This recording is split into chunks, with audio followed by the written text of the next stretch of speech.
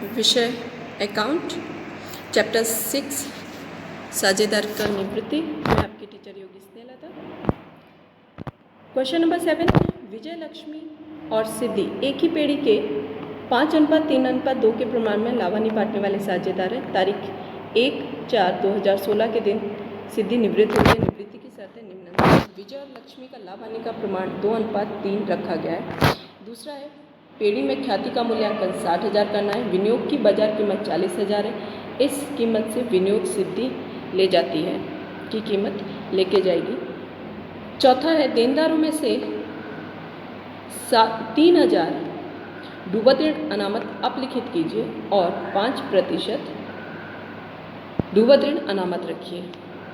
वही में दर्शाई स्टॉक की कीमत उसकी लागत की अपेक्षा 1,000 अधिक आंकी गई है। कारीगर मुआवजा का 7,000 का दावा मंजूर किया गया है। सिद्धि को 12,000 रोकड़ चुकाने हैं। अब 31/3/2016 के दिन की पेढ़ी की पक्की तलपट है पूंजी दायित्व रकम संपत्ति लेना रकम। सबसे पहले पूंजी दायित्व। पूंजी यहाँ पे विजय लक्ष्मी और सिद्धि के लिए 85,000, 64,000, 71,000, टोटल है 2,20,000। विनियोग कमी वृद्धि फंड 15,000, कारीगर मुआवजा फंड 17,000, लेनदार 56,000 और प्रोविडेंट फंड 42,000, टोटल है 3,50,000। जमीन मकान 1,30,000, यंत्र 70,000, विनियोग 60,000, स्टॉक 35,000, देनदार 23,000, डूबत ऋण अनामत 4,000 माइनस करेंगे तो 19,000, रोकड़ 36,000। इसका टोटल आता है 3,50,000। स्टूडेंट्स अब क्वेश्चन नंबर 7 देखते हैं। यहाँ पे कहा गया है कि लक्ष्मी, विजय और सिद्धि पुराना अनुपात कितना है 5:3:2 और नया अनुपात कितना कहा गया है 2:3। यानी कि अब हमें सबसे पहले कि इनका त्याग होगा कि लाभ मिलेगा। तो सबसे पहले विजय का पुराना अनुपात माइनस नया अनुपात, पुराना माइनस अनुपात नया अनुपात, यानी कि विजय का आएगा 2/5 माइनस 10 5/10, यानी कि आंसर आएगा -1/10, यानी -1/10, यानी कि ये त्याग आया।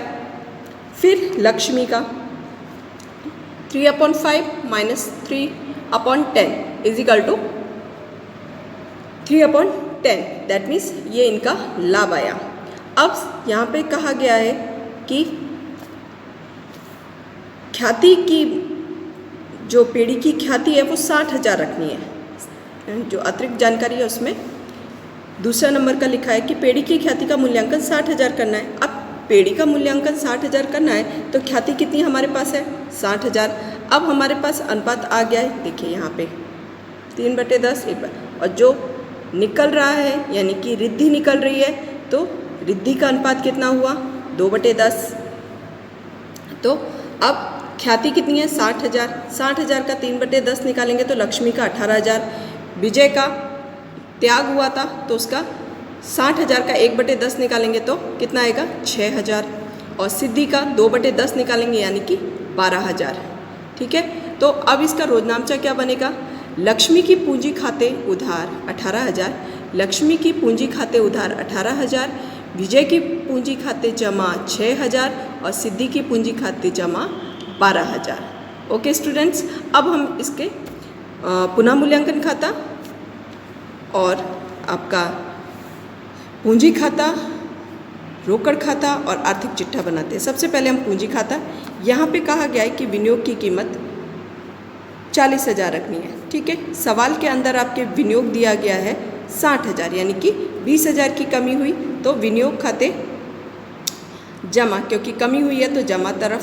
और उसके बाद कहा गया है देनदारों पे 3,000 डूबत ऋण अनामत रखना है, वो अलग आएगा। स्टॉक की कीमत 1,000 अधिक करनी है। ठीक है, अधिक तय किया गया है तो यहाँ पे स्टॉक हमारे पास कितना है 35,000। यहाँ पे कहा वही में दर्शाया गया स्टॉक की वही की लागत कीमत की अपेक्षा में 1,000 से अधिक तय कर दिया, यानी अधिक तय हो चुका है तो हमें वो कमी करनी है, यानी कि 35,000 में से 1,000 कम करेंगे तो 34,000 आएगा, यानी कि स्टॉक की कीमत में 1,000 की कमी हुई है। ठीक है, अब यहाँ पे टोटल करेंगे तो 21,000 आया और उसे साझेदारों के पुराने अनुपात में बांट देंगे। विजय खाते 10,500, लक्ष्मी खाते 6,200, 6,300 और सिद्धि खाते 4,200, विजय खाते 10,500, लक्ष्मी खाते 6,300 और सिद्धि खाते 4,200। ये साझेदारों की पूंजी खाता में जाएगा। ओके स्टूडेंट्स, अब हम पुनः मूल्यांकन खाता यहाँ पे कंप्लीट होता है।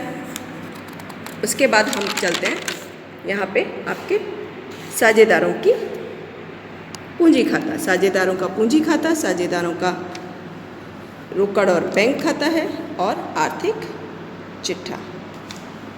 तो सबसे पहले पूंजी खाता, तो शेष आगे लाए, आपके सवाल के अंदर दिया गया है यहाँ पे विजय, लक्ष्मी और सिद्धि शेष आगे लाए 85,000, 6,000, 64,000 और 71,000।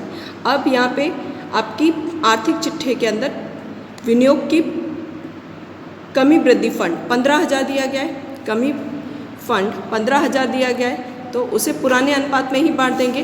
पुराने अनुपात में बांटेंगे तो 7,500, 4,500 और 3,000 आएगा। देन आफ्टर कहा गया है कारीगर मुआवजा फंड 17,000 है, कारीगर मुआवजा फंड 17,000 है, पर छठे नंबर की अतिरिक्त जानकारी में कहा गया है कारीगर मुआवजा 7,000 का दावा मंजूर हो गया है। तो 17,000 में से 7,000 माइनस करेंगे तो सिर्फ हमारे पास 10,000 बचा। तो 10,000 को हम पुराने अनुपात में बांटेंगे तो 5,000, 3,000 और 2,000।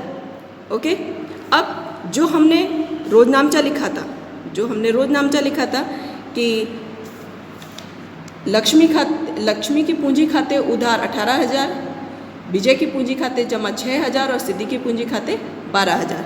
तो लक्ष्मी की पूंजी खाते कितना, देखो विजय की कॉलम में 6,000 और सिद्धि के कॉलम में 12,000।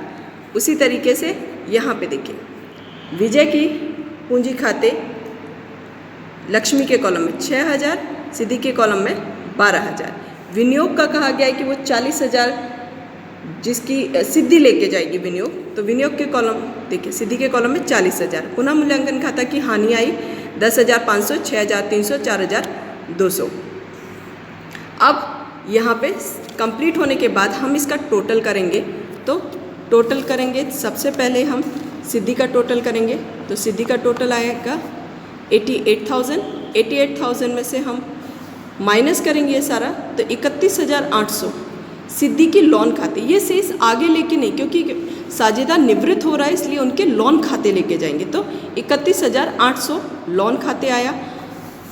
अब लक्ष्मी का टोटल करेंगे तो 71,500 आया। 71,500 में से 6,000, 12,000 और 6,300 माइनस करेंगे तो 47,200 आएगा। शेष आगे लेके गए। उसी तरीके से विजय का टोटल करेंगे तो 1,03,500 उसमें से माइनस करेंगे तो 93,000 आपका शेष आगे लेके गए। शेष आगे लेके गए। अब ये सारा आर्थिक चिट्ठी में जाएगा। अब रोकड़ और बैंक खाता शेष आगे लाए 36,000, आपके सवाल के अंदर दिया गया है। और रिद्धि की पूंजी जो है वो 12,000 लेके आए। ठीक है, रिद्धि रोकड़ लेके आएगी। 7वें नंबर का पॉइंट आपके क्वेश्चन में दिया गया है। सिद्धि को 12,000 रोकड़ चुकाया जाएगा। तो 12,000 रोकड़, तो सिद्धि की पूंजी खाते 12,000। अब 36,000 टोटल, और कुछ है नहीं, तो 36,000 टोटल किया। 12,000 शेष आगे लेके गए रोकड़ और बैंक खाते 24,000। उसके बाद अब हम बनाते हैं आर्थिक चिट्ठा। आर्थिक चिट्ठे में निवृत्ति के बाद का आर्थिक चिट्ठा है पूंजी दायित्व रकम, संपत्ति लेना रकम। पूंजी 93,000 जो हमने पूंजी खाते में से लिया। ओके, तो विजय की पूंजी और लक्ष्मी की पूंजी 1,40,200। लेनदार आपके सवाल में ही दिया गया है 56,000 और प्रोविडेंट फंड दिया गया है 42,000। सिद्धि की लोन जो हमने यहाँ पे आपकी सिद्धि की लोन खाते पूंजी खाते में से आया है, तो वो हम यहाँ पे लिखेंगे। सिद्धि की लोन 31,800 और कारीगर मुआवजा दावा जो है आपका छठे नंबर का जो पॉइंट का है 7,000 वो आएगा यहाँ पे। फिर कहा गया है संपत्ति में जमीन मकान 1,30,000, यंत्र 70,000। विनियोग, यहाँ पे विनियोग कहा गया है कि सारा का सारा विनियोग सिद्धि लेके जाएगी, तो यहाँ पे विनियोग नहीं आएगा। स्टॉक की कीमत 1,000 कम हुई थी, तो 35,000 में से 1,000 माइनस करेंगे तो 34,000। देनदार 23,000, डूबत ऋण अनामत 3,000 और क्योंकि सवाल के अंदर डूबत ऋण अनामत 4000 दिया है, लेकिन जब हमने इसका निकालेंगे तो 3000 देनदार का डूबत ऋण है और 5% डूबत ऋण अनामत रखनी है। तो 1000 आया, डूबत ऋण अनामत 1000 आई, क्योंकि माइनस करने पे कितना है 20,000, 20,000 का 5% 1000 टोटल हुआ तो 19,000 इसलिए, और रोकड़ और बैंक खाते 24,000। इसका आप टोटल करेंगे तो 2,77,000, 2,77,000। इस तरीके से आपका पूंजी खाता, रोकड़ और बैंक खाता और आपका आर्थिक चिट्ठा कंप्लीट होता है। Thank you.